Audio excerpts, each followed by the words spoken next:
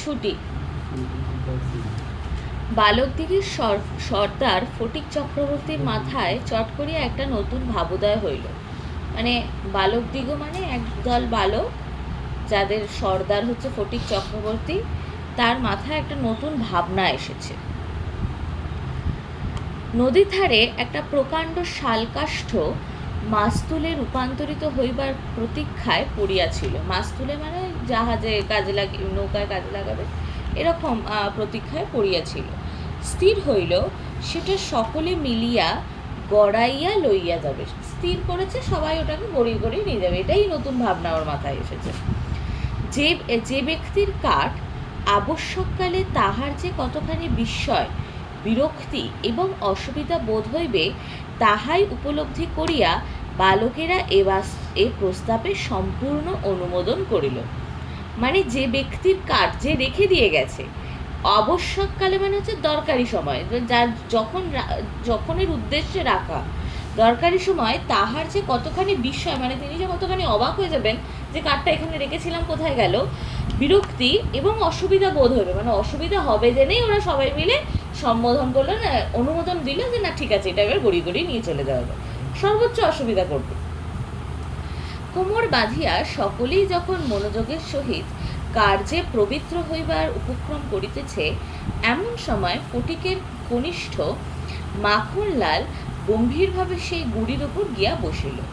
ছেলেরা তাহার এইরূপ উদার ঔদাসীন্য দেখিয়া কিছুটা বিমর্ষ হইয়া গেল। অর্থাৎ যখন মনোযোগের সাথে কাজ করবে এরকম একটা অবস্থা, যে কাজে ডাকবে লেগে যাচ্ছে এরকম, তখনই কনিষ্ঠ মানে হচ্ছে এখানে ভাই, ফটিকের ভাই, সে মাখনলাল গিয়ে ওই কাঠটার উপরে বসে পড়লো। এইরকম যে ঔদাসীন্য, মানে কাজ করবো না একটা ভাব, এটা দেখে ছেলেরা খুব দুঃখই পেল।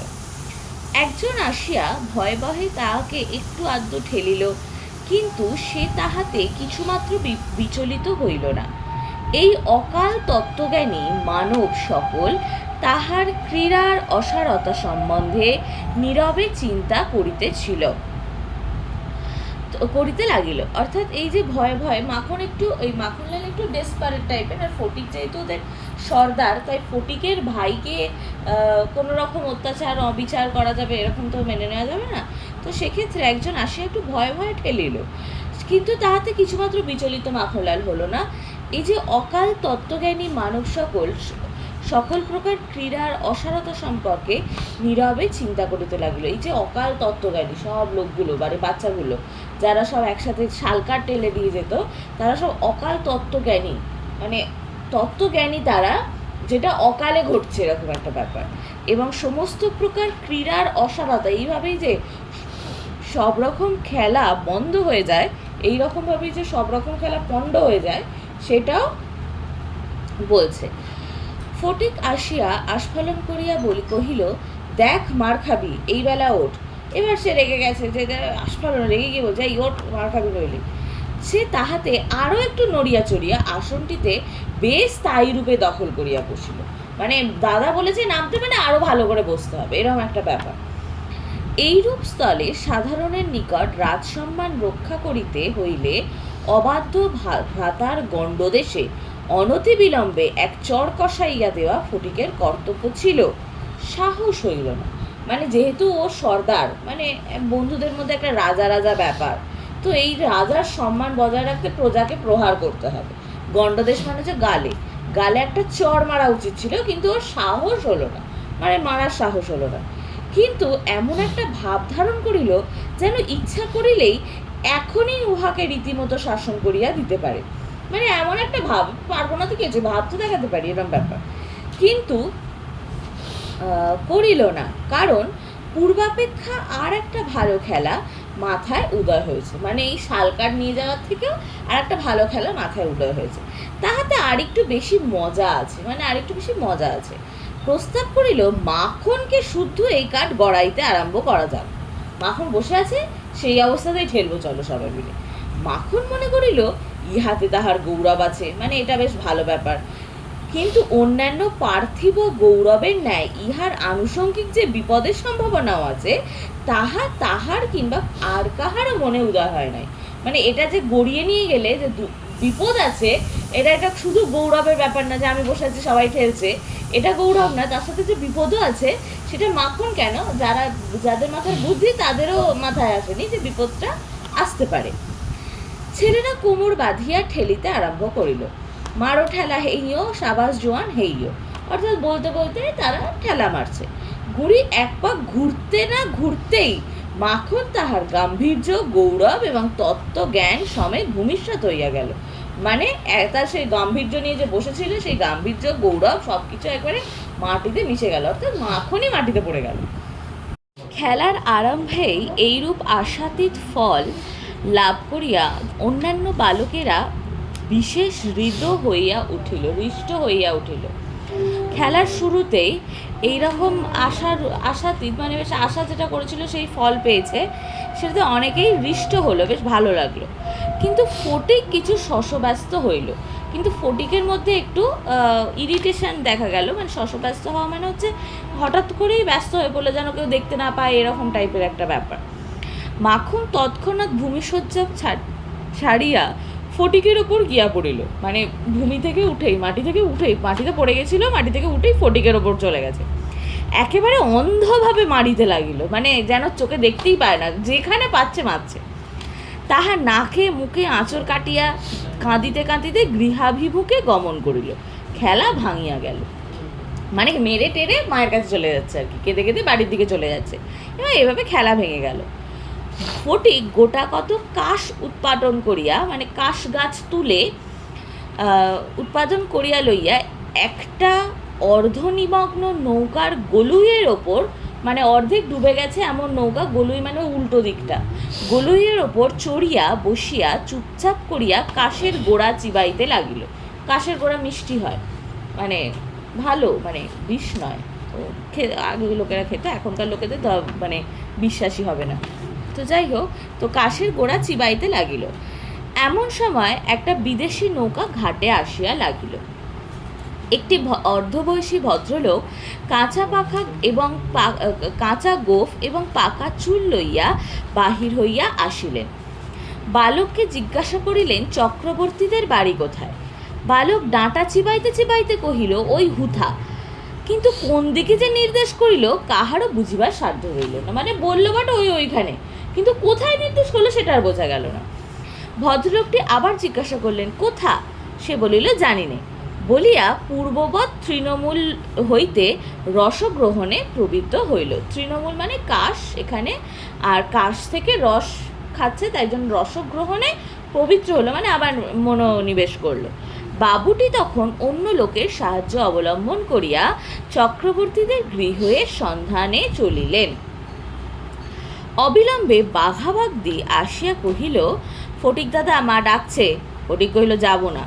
বাঘা তাহাকে বলপূর্বক কোলা করিয়া তুলিয়া লইয়া গেল। ফটিক নিষ্ফল আক্রোশে হাত পা ছুড়িতে লাগিল। ফটিককে দেখিয়া আলকোরা মানে হচ্ছে এরকমভাবে তুলে নিয়ে যাওয়া আর কি, এরকম টেনে তুলে নিয়ে যাচ্ছে এরকমভাবে। ফটিককে দেখিবা মাত্র তাহার মা অগ্নিমূর্তি হইয়া কহিলেন, আবার তুই মাখনকে মেরেছিস? ফটিক কহিল, না, মারিনি। ফের মিছে কথা বলছিস? কখনো মারিনি, মাখনকে জিজ্ঞাসা করো। মাখনকে প্রশ্ন করাতে মাখন আপনার পূর্ব নালিশের সমর্থন করিয়া বলিল, হ্যাঁ মেরেছে। মারলো ও, দিয়ে বলছে হ্যাঁ মেরেছে। তখন আর ফটিকের সহ্য হইল না, দ্রুত গিয়া মাখনকে এক সশব্দে চর কষাইয়া দিল। ফের মিথ্যা কথা।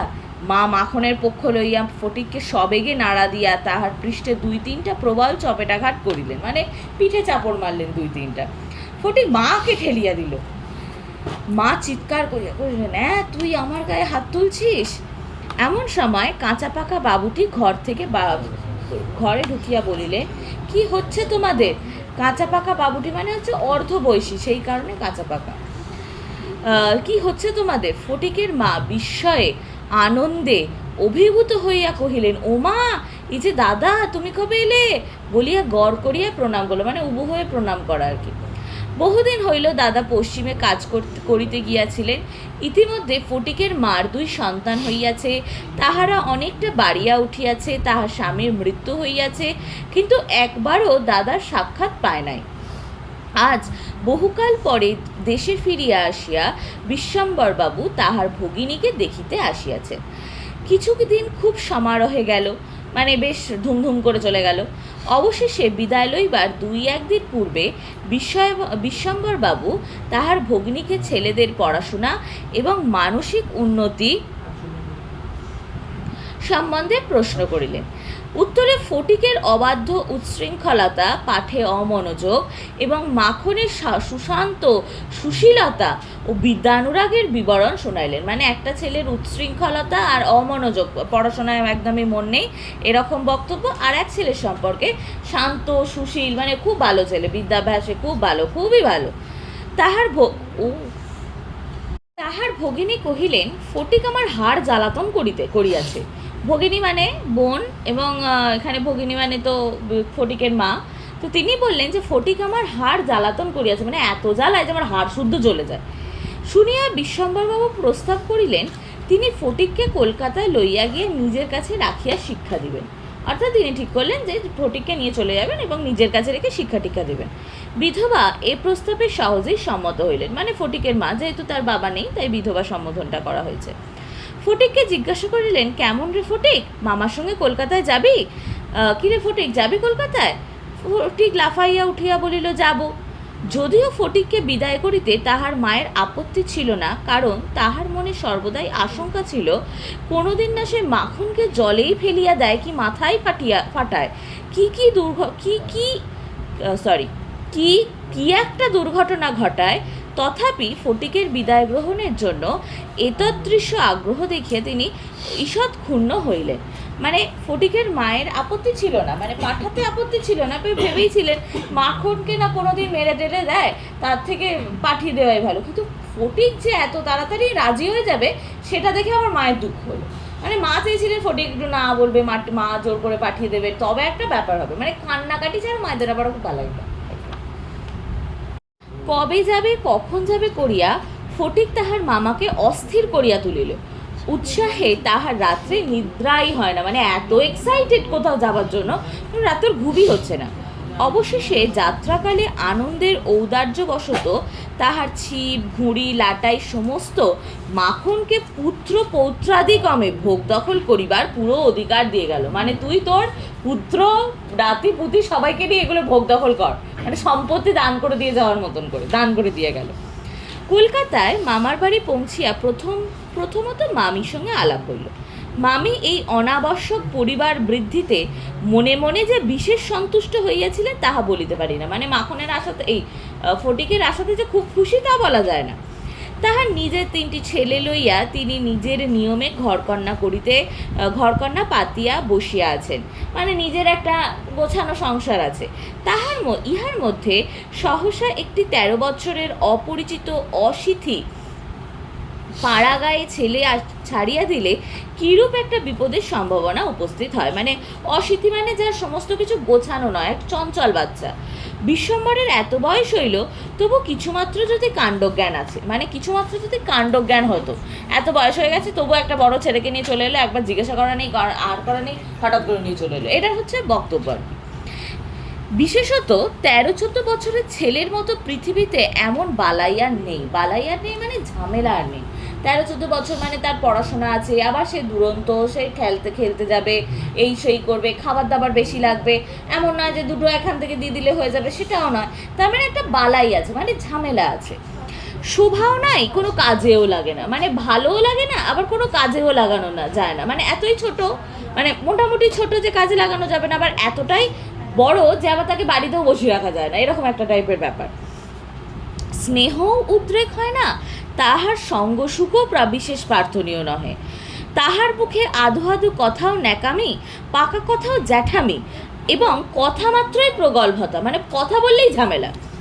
হঠাৎ কাপড় চোপড়ের পরিমাণ রক্ষা না করিয়া বেমানান রূপে বাড়িয়া ওঠে। মানে এই বয়সটা যেহেতু বয়ঃসন্ধিকাল এবং লম্বা হওয়া বা বৃদ্ধি পাওয়ার একটা সময়, কাপড় চোপড়ের হিসাব না করে, মানে কাপড় চোপড় লাগছে বেশি পরিমাণ দরকার, এই হিসাব না করেই হাইট বেড়ে যায়।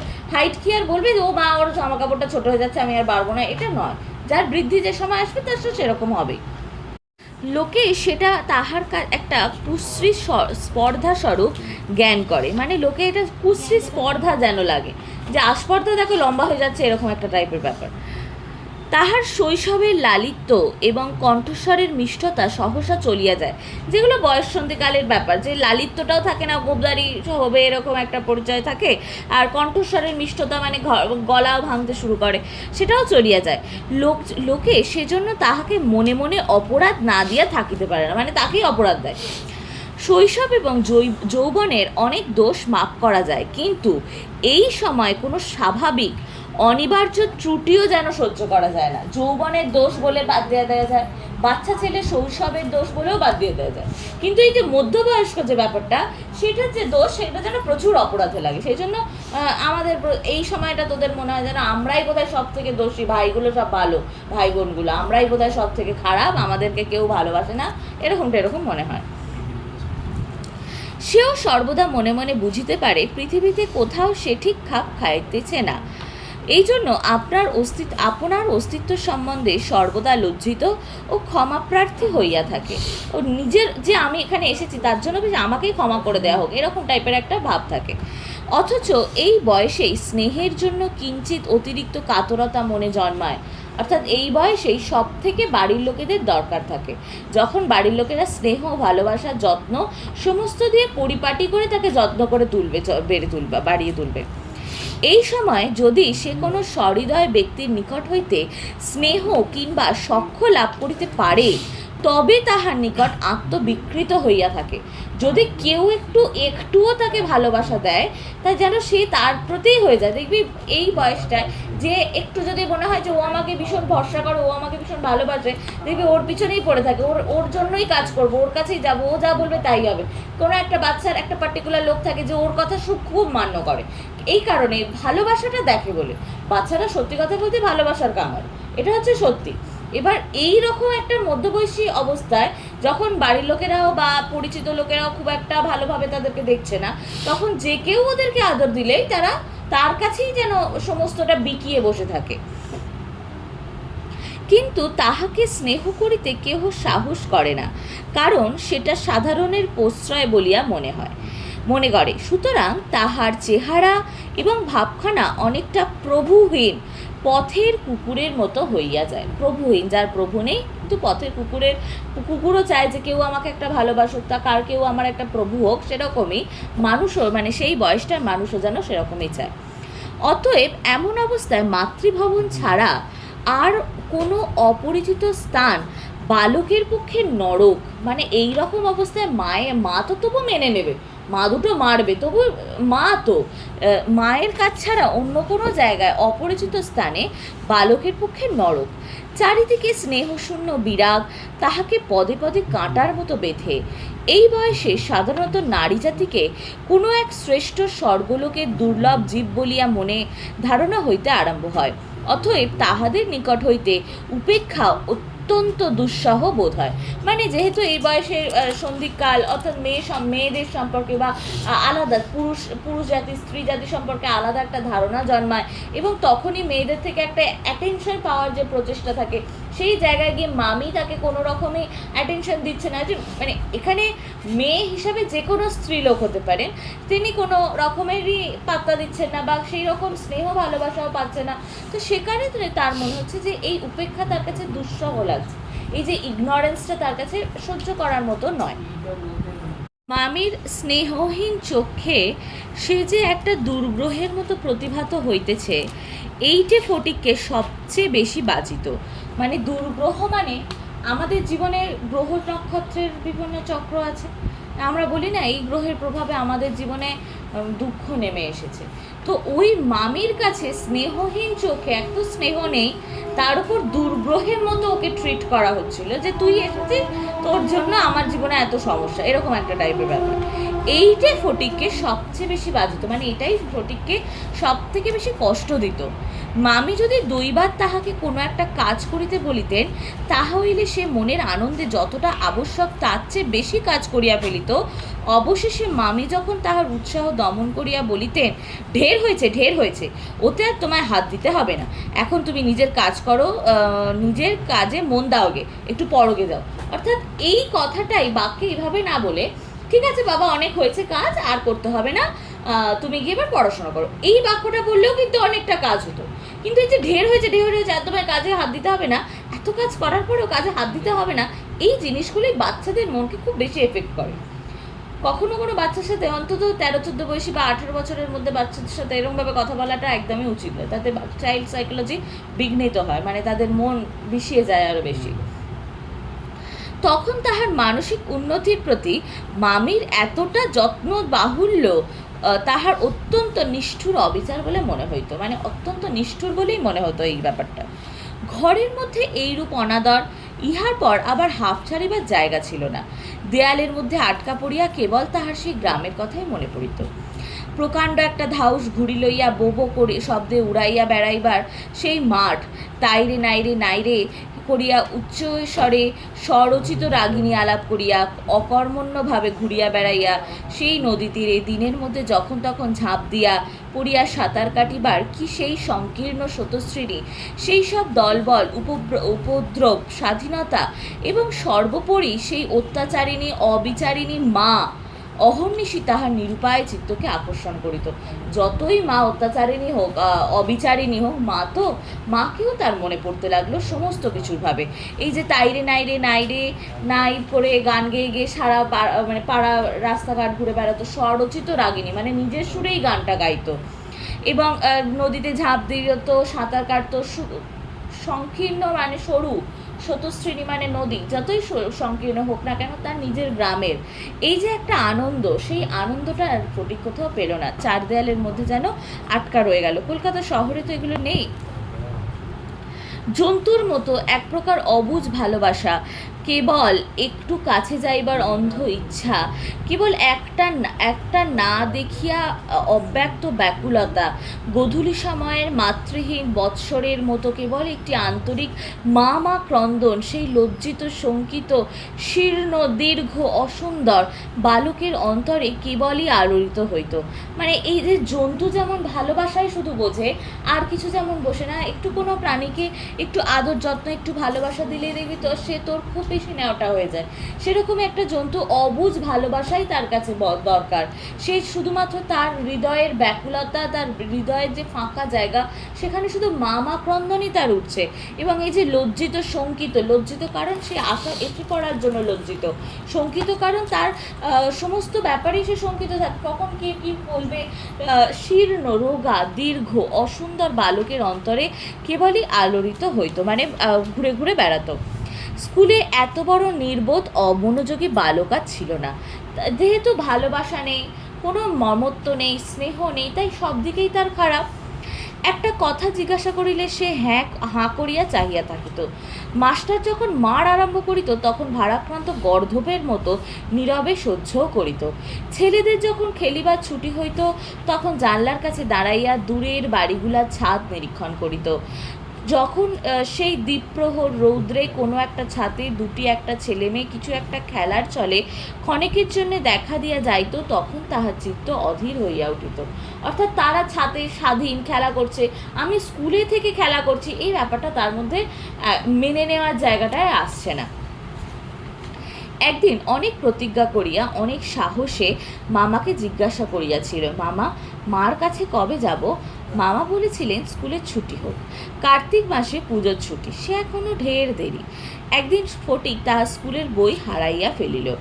একে তো সহজেই পড়া তৈরি হয় না, তাহার উপর বই হারাইয়া একেবারে নারাজ হইয়া পড়িল, মানে কোনো রকমে এদিক ওদিক করতে পারছে না। মাস্টার প্রতিদিন তাহাকে অত্যন্ত মারধর অপমান করিতে আরম্ভ করিলেন। স্কুলে তাহার এমন অবস্থা হইল যে তাহার মামাতো ভাইরা তাহার সহিত সম্বন্ধ স্বীকার করিতে লজ্জাবোধ করিত, মানে মামাতো ভাইরাও পরিচয় দিতে পারত না যে এ আমাদেরকে চেনে বা আমরা একে চিনি। ইহার কোনো অপমানে তাহারা অন্য বালকের চেয়ে যেন বলপূর্বক বেশি করিয়া আমোদ প্রকাশ করিত। অন্য বালকেরা যত না হাসতো বা যত না কিছু বলতো, ইহারা তার থেকেও বেশি কিছু বলতো। অসহ্য বোধ হওয়াতে একদিন ফটিক মামির কাছে ও নিতান্ত অপরাধীর মতো গিয়া কহিল, মামি, বই হারিয়ে ফেলেছি। মামি অধরের দুই প্রান্তে বিরক্তির রেখা অঙ্কিত করিয়া বলিলেন, বেশ করেছো, আমি তোমাকে মাসের মধ্যে 5 বার করে বই কিনে দিতে পারিনে। ফটিক আর কিছু না বলিয়া চলিয়া আসিল। সে যে পরের পয়সা নষ্ট করিতেছে এই তাহার মনে করিয়া তাহার মায়ের উপর অত্যন্ত অভিমান হইল। নিজের হীনতা এবং দৈন্য তাহাকে মাটির সহিত মিশিয়া দিতে লাগিল। মানে এই যে অপমান, এই অপমানটা আরো বড়। মা কেন তাকে পাঠিয়ে দিল, মা অন্যের পয়সা ধ্বংস করতে পাঠিয়েছে এই ভেবে সে যেন আরো দৈন্য অবস্থায় চলে গেল, মাটির সাথে তাকে যেন মিশিয়ে দেয়া হলো। স্কুল হইতে ফিরিয়া সেই রাতে তাহার মাথা ব্যথা করিতে লাগিল, গা শিরশির করিয়া আসিল। বুঝিতে পারিল তাহার জ্বর আসিতেছে। বুঝিতে পারিল ব্যামো বাঁধাইলে তাহার মামির প্রতি অত্যন্ত অনর্থক উপদ্রব করা হবে। অর্থাৎ শরীর খারাপ হলেও যে মামির ওপর উপদ্রব করা হবে সেটা কিন্তু তার মাথায় আছে। মানে এটাই তার মনে হচ্ছে, কোথাও গিয়ে তার যত্ন পাবো এই আশা সে করছে না, মামির ওপর উপদ্রব হবে এটাই সে বলছে। মামি এই ব্যামোটাকে যে কিরূপে একটা অকারণ অনাবশ্যক জ্বালাতনের স্বরূপ দেখিবেন তাহা সে স্পষ্ট উপলব্ধি করতে পারল। মানে মামি যে কীরকম বিরক্ত হবে সেটাও বুঝতে পারলে। রোগের সময় এই অকমন্য অদ্ভুত নির্বোধ বালক পৃথিবীতে নিজের মা ছাড়া আর কারোর কাছে সেবা পাইতে পারে এইরূপ প্রত্যাশা করিতে তাহার লজ্জাবোধ হইল। মানে মা ছাড়া কেউ সেবা করবে এই ব্যাপারটা ভাবাই যায় না, এরকম ব্যাপার। পরের দিন প্রাতঃকালে ফটিককে আর দেখা গেল না। চতুর্দিকে প্রতিবেশীদের ঘরে খোঁজ করিয়া তাহার কোনো সন্ধান পাওয়া গেল না। সেই দিন আবার রাত্রি হইতে মুষলধারে শ্রাবণের বৃষ্টি পড়িতেছে, সুতরাং তাহার খোঁজ করিতে লোকজনকে অনর্থক অনেক ভিজিতে হইল। অবশেষে কোথাও না পাইয়া বিশ্বম্বরবাবু পুলিশে খবর দিলেন। সমস্ত দিনের পর সন্ধ্যায় সময় একটা গাড়ি আসিয়া বিশ্বম্বরবাবুর সম্মুখে দাঁড়াইল। তখনও ঝুপঝুপ করিয়া অবিশ্রান্ত বৃষ্টি পড়িতেছে, রাস্তায় 1 হাঁটু জল দাঁড়াইয়া গিয়াছে। 2 জন পুলিশের লোক গাড়ি হইতে ফটিককে ধরাধরি করিয়া নামাইয়া বিশ্বম্বরবাবুর নিকট উপস্থিত করিলেন। তাহার আপাদমস্তক ভিজা, সর্বাঙ্গে কাদা, মুখ চক্ষু লোহিত বর্ণ, থরথর করিয়া কাঁপিতেছে। বিশ্বম্বরবাবু প্রায় কোলে করিয়া তাহাকে অন্তঃপুরে লইয়া গেলেন। মামি তাহাকে দেখিয়া বলিলেন, কেন বাপু, পরে ছেলেকে নিয়ে এত কর্মভোগ, দাও ওকে বাড়ি পাঠিয়ে। বাস্তবিক সমস্ত দিন দুশ্চিন্তায় তাহার ভালোরূপ আহারাদি হয় নাই। অর্থাৎ একটা বাচ্চা নেই সেটা তার চিন্তারে, তার খাওয়া দাওয়া ঠিকঠাক হয়নি বলে তার খারাপ লাগছে, এবং নিজের ছেলেদের সহিত না হোক অনেক খিটখিট করিয়াছেন, এবং নিজের ছেলেদেরকেও তিনি অনেক খিটখিট করে কথা শুনিয়াছেন। ফটিক কাঁদিয়া উঠিল, কহিল, আমি মার কাছে যাচ্ছিলুম, আমাকে ফিরিয়ে এনেছে। বালকের জ্বর অত্যন্ত বাড়িয়া উঠিল, সমস্ত রাত্রি প্রলাপ বকিতে লাগিল। বিশ্বম্বরবাবু চিকিৎসক লইয়া আসিলেন। ফটিক তাহার রক্তবর্ণ চক্ষু একবার উন্মিলিত করিয়া কড়িকাঠের দিকে হতবুদ্ধিভাবে তাকাইয়া করিল, মামা, আমার ছুটি হয়েছে কি? বিশ্বম্বরবাবু রুমালে চোখ মুছিয়া সস্নেহে ফটিকের শীর্ণ তপ্ত হাতখানি হাতের উপর তুলিয়া লইয়া তাহার কাছে আসিয়া বসিলেন। ফটিক আবার বিড়বিড় করিয়া বকিতে লাগিল, বলিল, মা, আমাকে মারিস নে মা, সত্যি বলছি আমি কোনো দোষ করিনি। পরের দিন দিনের বেলা কিছুক্ষণের জন্য সচেতন হইয়া ফটিক কাহার প্রত্যাশায় ফ্যালফ্যাল করিয়া ঘরের চারিদিকে চাহিল। নিরাশ হইয়া আবার নীরবে দেয়ালের দিকে মুখ করিয়া পাশ ফিরিয়া শুল। বিশ্বম্বরবাবু তাহার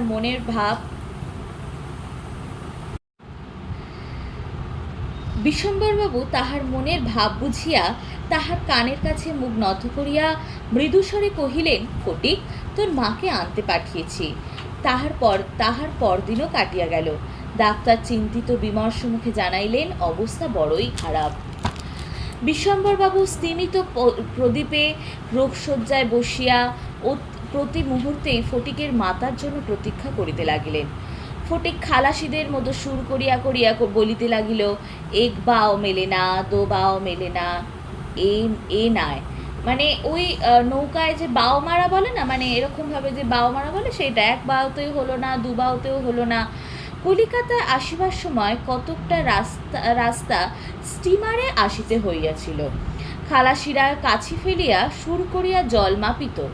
ফটিক প্রলাপে তাহাদেরকেই অনুকরণে করুণ সুরে জল মাপিতেছে, যেন জীবনের জল মাপা, এবং যে অকুল সমুদ্রে যাত্রা করিতেছে বালক রশি ফেলিয়া কোথাও তাহার তল পাইতেছে না। অর্থাৎ যে অকুল সমুদ্র, অর্থাৎ জীবনের শেষ দিকের যে সমুদ্র, এত গভীর, এত নির্মম, সেই সমুদ্রে যেন জল মাপতে পারছে না, কোথায় শেষ। এমন সময় ফটিকের মাতা ঝড়ের মতো ঘরে প্রবেশ করিয়াই উচ্চ কলরবে শোক করিতে লাগিলেন। বিশ্বম্বর বহু কষ্টে তাহার শোকাচ্ছন্ন নিবৃত করিলেন। তিনি শয্যার উপর আছাড় খাইয়া পড়িয়া উচ্চৈঃস্বরে ডাকিলেন, ফটিক, সোনা মানিক আমার। ফটিক অতি সহজেই তাহার উত্তর দিয়া কহিল, আবার মা ডাকিলেন, ওরে ফটিক, বাপধন রে। ফটিক আস্তে আস্তে পাশ ফিরিয়া কাহাকেও লক্ষ্য না করিয়া মৃদু স্বরে কহিল, মা, এখন আমার ছুটি হয়েছে মা, এখন আমি বাড়ি যাচ্ছি।